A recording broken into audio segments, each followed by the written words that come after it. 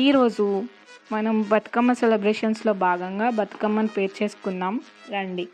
ఇక రంగురంగుల పూలతో కలర్ఫుల్గా తీర్చిదిద్దుకుందాం. ఒట్టిగా తీర్చిదిద్దుకుంటే ఏం బాగుంటుంది, కాసేపు ముచ్చట్లు వేసుకుందామా?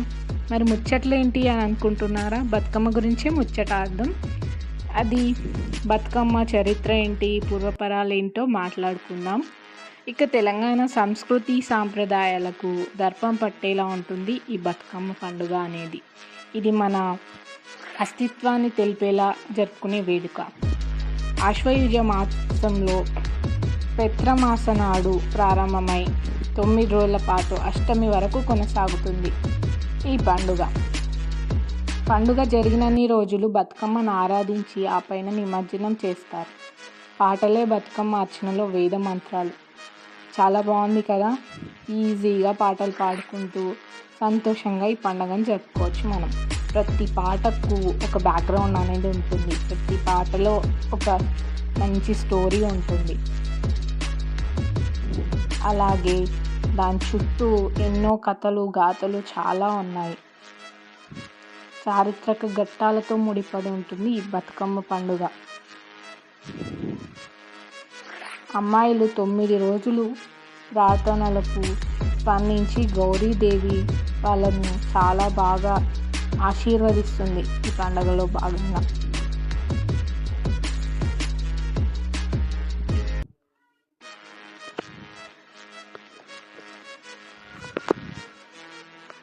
బొడ్డెమ్మతో మొదలు ఎంగిలి పువ్వు బతుకమ్మ, సద్దుల బతుకమ్మ ఇలా దేనికదే ప్రత్యేకత సంతరించుకుంది.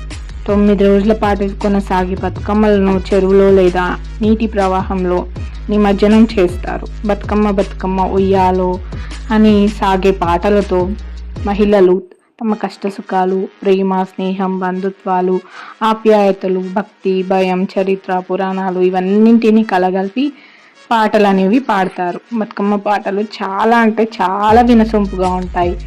మనుషులందరిలో ఒక రకమైన ఊపు వస్తుంది ఈ పాటలు అనేది వింటే.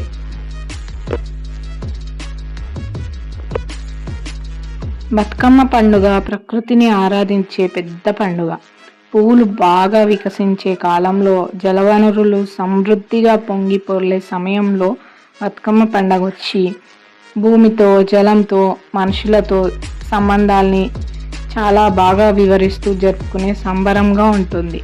ఈ సంబరాలు జరుపుకునే వారం అంతా స్త్రీలు బొడ్డెమ్మను అంటే మట్టితో చేసే దుర్గాదేవి బొమ్మను ఆరాధిస్తారు.